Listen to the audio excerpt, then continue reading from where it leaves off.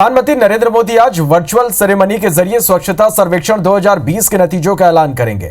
इस बार मध्य प्रदेश के इंदौर, भोपाल, जबलपुर, बुरहानपुर, रतलाम और उज्जैन नगर निगम, सिहोरा नगर पालिका और 3 नगर परिषद, शाहगंज, कांटाफोड़ और महू छावनी नगर परिषद को स्वच्छता अवार्ड से नवाजा जाएगा। हालांकि अवार्ड की कैटेगरी का खुलासा समारोह के दौरान ही होगा। इधर छत्तीसगढ़ के 4 निकायों को भी सम्मानित किया जाएगा। इसमें अंबिकापुर नगर निगम, भिलाई नगर निगम, भिलाई चरोदा नगर निगम और पाटन नगर पंचायत को स्वच्छता में उत्कृष्ट कार्य के लिए अवार्ड मिलेगा। आपको बता दें कि स्वच्छता सर्वेक्षण 2020 में देश के 4,242 शहरों ने भागीदारी की थी। वीडियो कॉन्फ्रेंसिंग के जरिए सीएम शिवराज इस कार्यक्रम में जुड़ेंगे।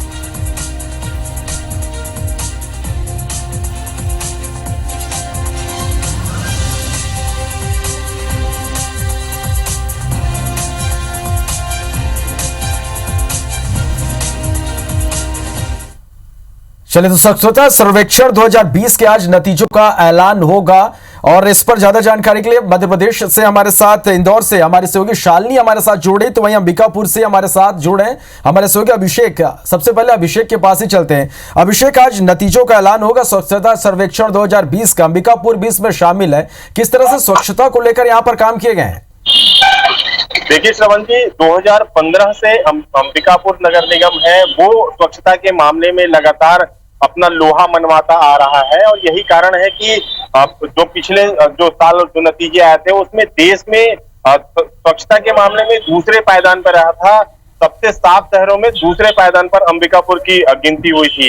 यही कारण है कि इस बार जो स्वच्छता सर्वेक्षण आने वाला है उसको लेकर काफी उत्साह है।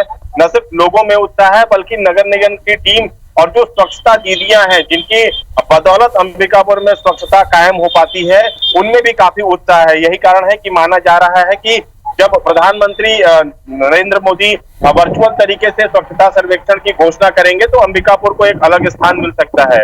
अंबिकापुर की बात करें तो यहाँ डोर टू डोर कचरा कलेक्शन का जो काम है वो तो सराहा गया ही है। साथ ही साथ जो गीले कचरे से खाद बनाने की योजना है उस पर भी बेहतर काम अंबिकापुर नगर निगम ने किया है।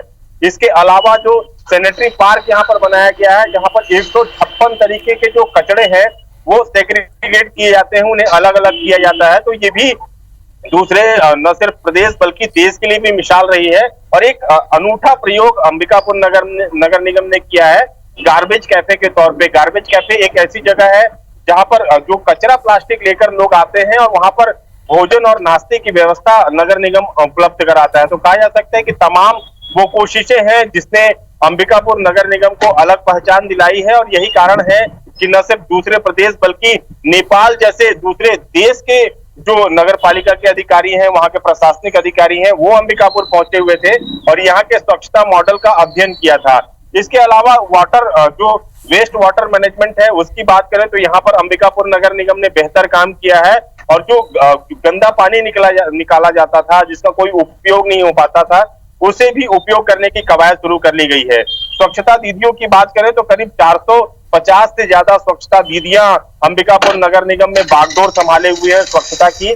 और जब ये शुरुआत की गई थी तो ये माना जा रहा था कि ये सफल हो पाएगा या नहीं, लेकिन अब न सिर्फ ये सफल हो पाया है बल्कि जो स्वच्छता दीदियां हैं वो आर्थिक रूप से आत्मनिर्भर भी हुई हैं। करीब करोड़ों रुपए की कमाई जो है वो अंबिकापुर नगर निगम कचरे से करता है और अब माफी चाहूंगा, गीले कचरे से जो खाद बनाई जा रही है उससे भी काफी तो बेहतर यहाँ पर प्रबंधन किए गए कचरे के निष्पादन के लिए, साफ सफाई के लिए, और इसी का नतीजा है कि यह सम्मान मिलने जा रहा है। अब हमारे साथ बने रहेगा अभिषेक। इंदौर का रुख करेंगे, शालिनी के पास चलते हैं। शालिनी, इंदौर को हमेशा से यहाँ पर स्वच्छता के मामले में सम्मान मिला है और एक बार फिर से इंदौर का नाम इसमें शामिल है। किस तरह से देखते हैं और किस तरह से स्वच्छता को लेकर इंदौर में काम किए जा रहे हैं?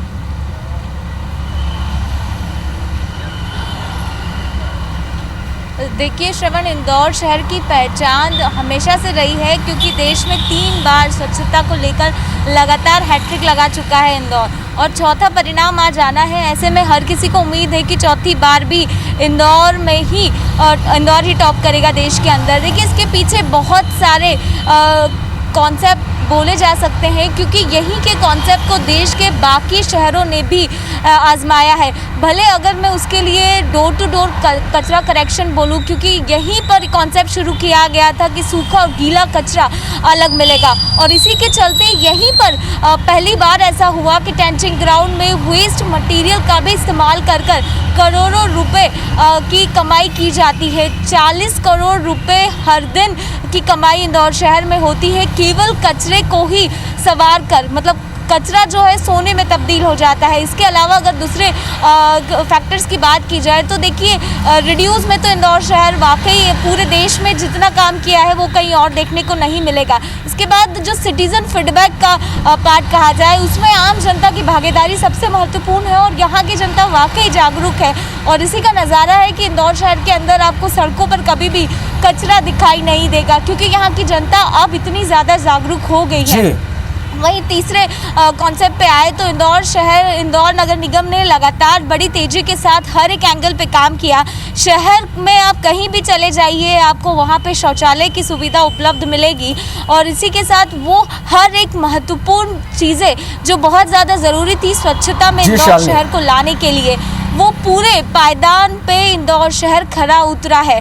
3 जो मेन कैटेगरी है, जो 3 क्वार्टर से अगर मैं उसकी बात करूं तो रेवेन्यू जनरेशन में इंदौर शहर सबसे पहले पायदान पर फिलहाल के तौर पर नज़र आ रहा है। इसके अलावा जो सिटीजन फीडबैक है उसके भी काफ़ी पॉजिटिव रिस्पांस जो है वो हमें देखने को मिले। तो इंदौर शहर बहुत ज़्यादा एक्साइटेड है, हर किसी की निगाहें 11 बजे पर है। निश्चित रूप से शालिनी, यही वजह है कि लगातार इंदौर को स्वच्छता के मामले में ये अवार्ड मिल रहे हैं। बहुत बहुत शुक्रिया आप दोनों का इस पूरी जानकारी के लिए।